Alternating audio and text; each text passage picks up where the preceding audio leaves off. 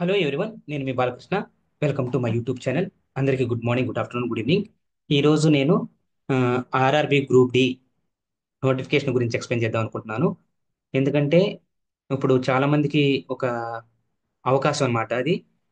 ఈ అవకాశం ఏంటంటే జాబ్ కావాలని చెప్పేసి, అది గవర్నమెంట్ జాబ్, అందులో సెంట్రల్ గవర్నమెంట్ జాబ్ వస్తే ఇంకా హ్యాపీ కదా.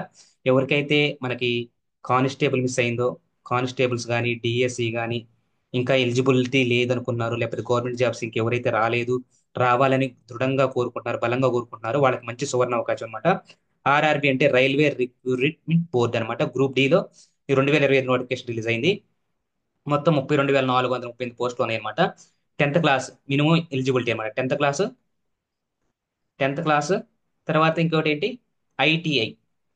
ITI eligible. ఇది ఎవరైతే 10th క్లాస్ ఐటీఐ ఎవరైతే పాస్ అయి ఉన్నారో వాళ్ళకి మంచి సువర్ణ అవకాశం.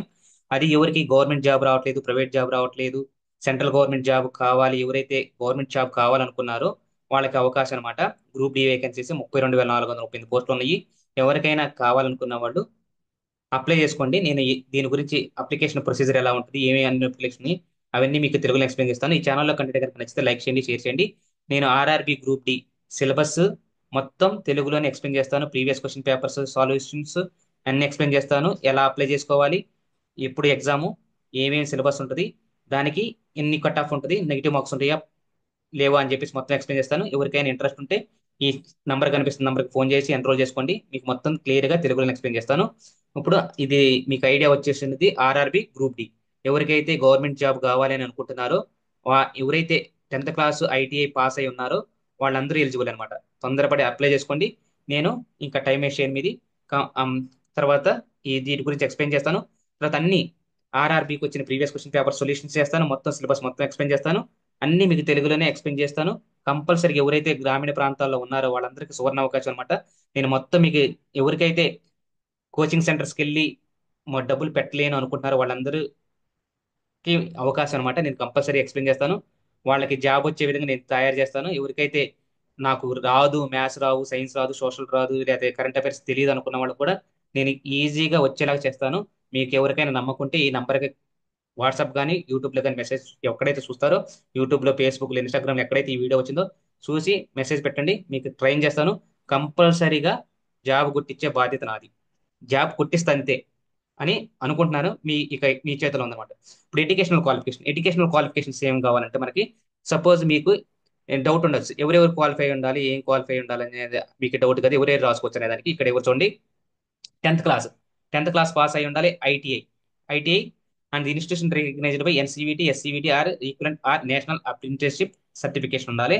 ఇదనమాట. ఎవరికైతే 10th క్లాస్ ఐటీఐ పాస్ అయి ఉంటారో వాళ్ళందరూ అప్లై చేసుకోవచ్చు. ఏజ్ ఏజ్ అనమాట ఒకటి ఒకటి అంటే 2025 1/1కి వాళ్ళకి ఏజ్ లిమిట్ ఎంత ఉండాలంటే 18 సంవత్సరాల నుంచి 36 సంవత్సరాలు ఉండాలన్నమాట. 18 సంవత్సరాల నుంచి 36 సంవత్సరాలు.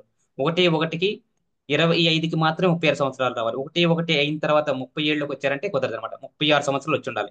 అర్థం చేసుకోండి. వీళ్ళు మాత్రమే ఎలిజిబుల్ అనమాట. ఇప్పుడు ఎవరెవరు అంటే చూడండి, reserved categories, non reserved category, SC, ST, OBC and PW candidates as per government norms ప్రకారం ఇది ఉండాలన్నమాట. వాళ్ళకి ఏజ్ రిలాక్సేషన్ కూడా ఉంటుంది.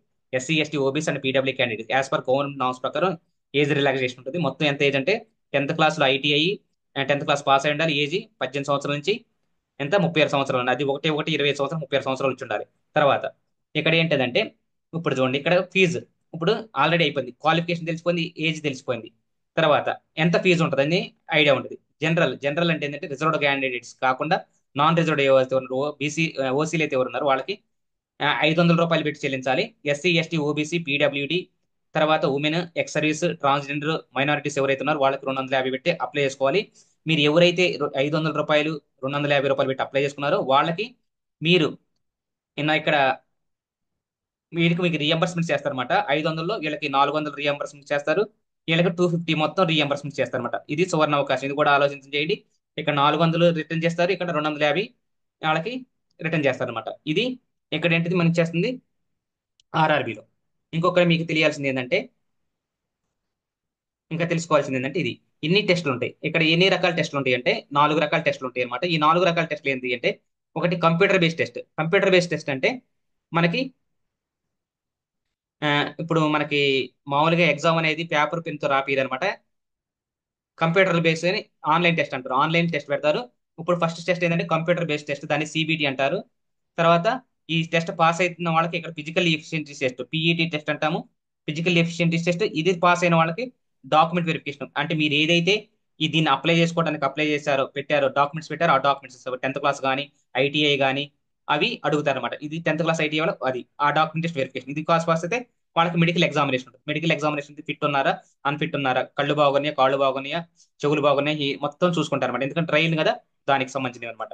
తర్వాత ఇది అర్థమైంది కదా. ఫస్ట్ సిబిటి, ఎవరైతే ఈ సిబిటి అంటే కంప్యూటర్ బేస్డ్ టెస్ట్ కి అప్లై చేసిన తర్వాత హాల్ టికెట్ వచ్చి మీరు ఎగ్జామ్ రాసడానికి వెళ్తారో, ఒకవేళ ఈ హాల్ టికెట్ కనుక చూపిస్తే మీరు ప్రయాణం చేసే బస్సుల్లో కానీ ట్రైన్లో కానీ ఫ్రీగానే ఉండొచ్చు అనుకున్నా, అది తీసుకుని మీకు చెప్తాను. ఇక్కడ మీకు ఎగ్జామ్ రాసి వచ్చేటప్పుడు కానీ తర్వాత వెళ్ళినప్పుడు కానీ ఎగ్జామ్ హాల్లో కానీ మీకు ఎంత చేస్తారంటే ఓ ఓసీలకి అయితే 400 రీఎంబర్స్ చేస్తారు. తర్వాత ఎస్సీ ఎస్టీ మిగతా వాళ్ళకి 250 ఫుల్ ఫీజు రీఎంబర్స్ చేస్తారు ఈ టెస్ట్ అయిపోతే. ఇది ఫస్ట్ టెస్ట్ అనమాట. అర్థమైంది అనుకుంటున్నాను. తర్వాత ఇది అనమాట. ఏమేమి సిలబస్ ఉంటుంది అసలు మీకు డౌట్ ఇదే కదా, ఏమేమి సిలబస్ ఉంటుంది. సిలబస్ ఏమేమి ఉంటుంది అంటే జనరల్ సైన్స్ ఉంటుంది. జనరల్ సైన్స్ లో ఏముంటదంటే ఇది మనకి అంతా 6th నుంచి 10th క్లాస్ వరకు ఆర్ ఇంటర్ 10th క్లాస్ వరకే కాబట్టి 6th నుంచి 10th క్లాస్ వరకు. ఇక్కడ చూడండి, ఇక్కడ రాసాడు ఆల్రెడీ క్లియర్ గా మెన్షన్ చేశాడు. ఏం రాశాడంటే ఏం క్లియర్ గా మెన్షన్ చేశాడంటే చూడండి ఇక్కడ shell cover physics chemistry and life sciences up 10th class standard. ఎందుకంటే ఇది 10th క్లాస్ బేస్డ్ ఎగ్జామ్ కనుక ఓన్లీ 10th క్లాస్ వరకే ఉంటాయి. ఒకవేళ వన్ ఫస్ట్ క్లాస్ నుంచి 10th క్లాస్ వరకు సిలబస్ ఉండేది అనమాట. 10th క్లాస్ సిలబస్ వరకే ఉంటుంది. అర్థం చేసుకోండి. ఇక్కడ physics chemistry and life sciences up to 10th class standard. ఇది జనరల్ సైన్స్ అంటారు. తర్వాత general awareness and current affairs. Current affairs అంటే ఏంటంటే జనరల్ అవేర్నెస్ కరెంట్ అఫైర్స్, తర్వాత సైన్స్ గురించి, టెక్నాలజీ గురించి, స్పోర్ట్స్ అంటే ఆటల గురించి, కల్చర్ గురించి, పర్సనాలిటీస్ గురించి, ఎకానమీస్ గురించి, పాలిటిక్స్ గురించి అన్ని అడుగుతారు అనమాట. వీటిని కరెంట్ అఫైర్స్ అంటారంటే మనకు జనరల్ వార్తల్లో వచ్చే అడుగుతారు. వీటి గురించి కూడా మీకు తెలియాలన్నమాట. ఇది ఇక్కడ చూడండి, ఇక్కడ ఏం చేస్తారంటే ఇది 25 మార్క్స్, ఇది 25 మార్క్స్, ఇది 25 మార్క్స్, ఇది 25 మార్క్స్. తర్వాత అర్థమైంది అనుకుంటున్నాను. తర్వాత ఇప్పుడు జనరల్ ఇంటెలిజెన్స్ అండ్ రీజనింగ్.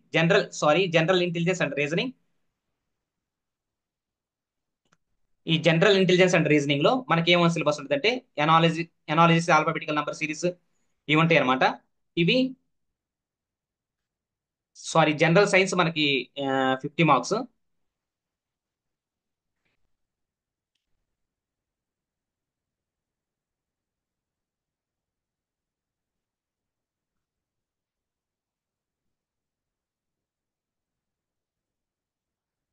ఓకేనా. ఇది రీజనింగ్. ఈ రీజనింగ్ లో నా అనాలజీస్ ఆల్ఫాబెటికల్ అంటే ఏబిసిడి నంబర్స్ 2 1 2 3 వాటి గురించి ఉంటాయి అనమాట.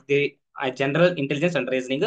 మ్యాథమెటిక్స్ లో నంబర్ సిస్టమ్, బోర్డా maths, decimal fractions, L C M H C F, ratio proportion, percentage, mensuration, time and work, time and distance, simple computation. ఇదంతా ఏంటంటే ఇది మొత్తం మనం 10th క్లాసే హైయెస్ట్ కాబట్టి 10th క్లాస్ వరకే అడుగుతారు అనమాట. ఇవి దీనికి సిలబస్ అయితే మీరు ఏమేమి డాక్యుమెంట్స్ సబ్మిట్ చేయాలి, తర్వాత మొత్తం ఎన్ని క్వశ్చన్స్ వస్తాయంటే ఇక్కడ మీకు మొత్తం 100 క్వశ్చన్స్ ఇస్తారనమాట. మీకు మొత్తం 100 క్వశ్చన్స్ ఇస్తారు. Each question 1 mark, 100 marks. కాకపోతే ఇక్కడ ఇంకొకటి ఏంటంటే నెగిటివ్ మార్కింగ్ ఏంటంటే 1 మార్క్ కరెక్ట్ అయిందంటే 1 మార్క్ వస్తుంది.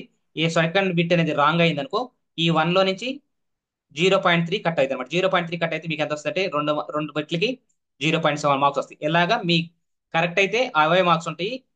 రాంగ్ అయితే దాంట్లో నుంచి వచ్చిన ఆన్సర్ లో నుంచి 0.3 తీసేసి మిగతాది మీకు రిజల్ట్ ఇస్తారన్నమాట. ఇది ఇక్కడ బెనిఫిట్. ఎవరికైనా నీకొచ్చు నాకు రాదని ఎవరికైతే కరెక్ట్ అయి ఉంటే వాళ్ళు మాత్రమే సక్సెస్ అవుతారు అనమాట. ఈ నెగిటివ్ మార్క్స్ గురించి కూడా మీకు ఇంకా తెలియాలి అనుకుంటే అవన్నీ మీకు తర్వాత క్లాసులో ఎక్స్ప్లెయిన్ చేస్తాను. మీరు మాత్రం అప్లై చేసుకోవడానికి ట్రై చేయండి. మీకు అప్లికేషన్ డేట్ ఎప్పుడు ఉంది అనేది చెప్పలేదు కదా. అప్లికేషన్ డేట్ ఎప్పుడు రిలీజ్ అయ్యింది అనేది ఇప్పుడు చూపిస్తాను నెక్స్ట్ స్లైడ్ లో చెప్తాను. ఇక్కడ చూడండి, ఇప్పుడు ఆల్రెడీ మనకి ఎప్పుడు వరకు ఉందంటే ఇక్కడ చూడండి, ఇక్కడ మీకు ఆల్రెడీ ఎన్ని క్వశ్చన్స్ ఇస్తారు. ఇప్పుడు మనకి ఏమేం సిలబస్ ఉంది, ఏం సిలబస్ ఉంది మనకి జనరల్ సైన్స్ ఉంది, తర్వాత మ్యాథమెటిక్స్ ఉంది, తర్వాత జనరల్ ఇంటెలిజెన్స్ అండ్ రీజనింగ్ ఉంది, కరెంట్ అఫైర్స్ ఉంది. ఇప్పుడు general science 25 marks, mathematics 25 marks, reasoning 30 marks. చూడండి ఇక్కడ కరెంట్ అఫైర్స్ ఇది రీజనింగ్ చాలా చాలా ఈజీ అండి, చాలా ఈజీగా సాల్వ్ చేసుకోవచ్చు. 30 మార్క్స్ వస్తాయి. కరెంట్ అఫైర్స్ 20 మొత్తం కలిపితే 100 మార్క్స్. ఈ 100 మార్క్స్ ఎంత, 100 క్వశ్చన్స్ ఇస్తారు, 100 మార్క్స్. తర్వాత ఈచ్ క్వశ్చన్ కి నెగిటివ్ మార్కింగ్ ఉంది. నెగిటివ్ మార్క్ లో రాంగ్ అయితే 0.3 కట్ అవుద్ది అనమాట. అది గుర్తుపెట్టుకోండి. ఇక్కడ మొత్తం 100 questions. General science 25 marks, mathematics 25 marks, general intelligence and reasoning 30 marks, general awareness Kannada 20 marks. ఇక్కడ చూడండి ఎన్ని పోస్టులు ఉన్నాయంటే 32,438, అంటే 32,435 పోస్టులు ఉన్నాయి. ఎప్పటి నుంచి అప్లికేషన్ ఇచ్చారంటే జనవరి 23, 2025 నుంచి. 25 ఆల్రెడీ సగం అయిపోతుంది. ఫిబ్రవరి 22, 2025 వరకు లాస్ట్ డేట్ అనమాట.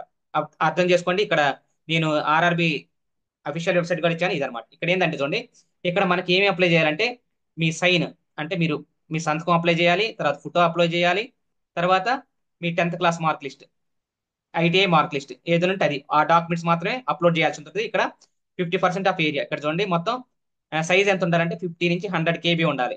50 నుంచి 100 KB ఉండాలి. అది జేపీఈజీ ఫార్మెట్ లో ఉండాలి అనమాట. జేపీఈజీ ఫార్మెట్ లో ఉండాలి. ఇది అర్థమైంది అనుకుంటున్నాను.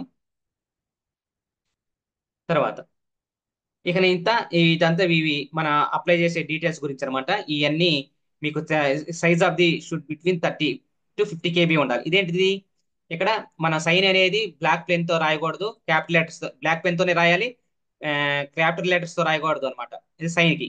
తర్వాత ఫోటోకి ఎలా ఉండాలంటే 30 నుంచి 50 కేజీ 50 KB మాత్రమే ఉండాలి. ఇవి దాని గురించి డీటెయిల్స్ అనమాట. జేపీఈజీ ఫార్మాట్ లోనే ఉండాలి. కలర్ కరెక్ట్ గా ఉండాలి. ఇవన్నీ వాటి గురించి అనమాట. మీకు ఎవరికైతే డౌట్స్ ఉన్నాయో ఎలా అప్లై చేయాలో నా దగ్గరికి రండి, మీకు అందరికీ ఎక్స్ప్లెయిన్ చేస్తాను. అప్లై చేయని వాళ్ళకి అప్లై చేసుకోవడం ఎలాగా ఎక్స్ప్లెయిన్ చేస్తాను. తర్వాత అప్లై చేసి కూడా ఇస్తాను.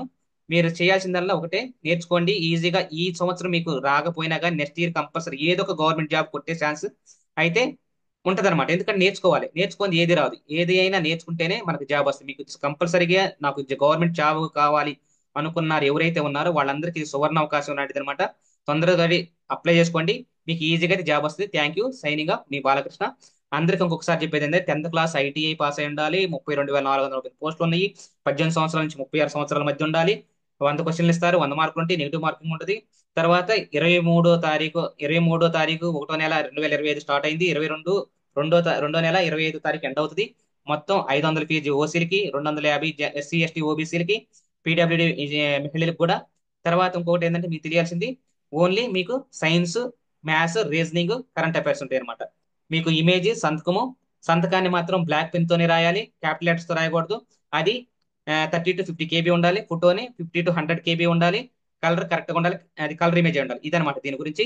తర్వాత మీకు రీజనింగ్ మొత్తం ప్రీవియస్ క్వశ్చన్ పేపర్స్, సొల్యూషన్స్ మొత్తం ఎక్స్ప్లెయిన్ చేస్తాను. Each and every topic neat గా క్లియర్ గా ఎక్స్ప్లెయిన్ చేస్తాను. ఎవరికైతే ఇంట్రెస్ట్ ఉన్నదో ఈ అక్కడ నంబర్ కనిపిస్తున్న నంబర్ కి కాల్ చేసి ఎన్రోల్ చేసుకోండి. మీకు మొత్తం క్లియర్ గా ఎక్స్ప్లెయిన్ చేస్తాను. Thank you. సైనింగ్ ఆఫ్ మీ Balakrishna Masanam. Bye bye, take care. ఎవరికైతే గవర్నమెంట్ జాబ్ కావాలనుకుంటున్నారో ఈ వీడియోని ఎవరైతే చూస్తున్నారో లైక్ చేయండి, షేర్ చేయండి, సబ్స్క్రైబ్ చేయండి. 10 మందికి హెల్ప్ అవుతుంది. మీకు కంపల్సరీ జాబ్ కావాలంటే మాత్రం ఈ బాలకృష్ణని అప్రోచ్ అవ్వండి. థ్యాంక్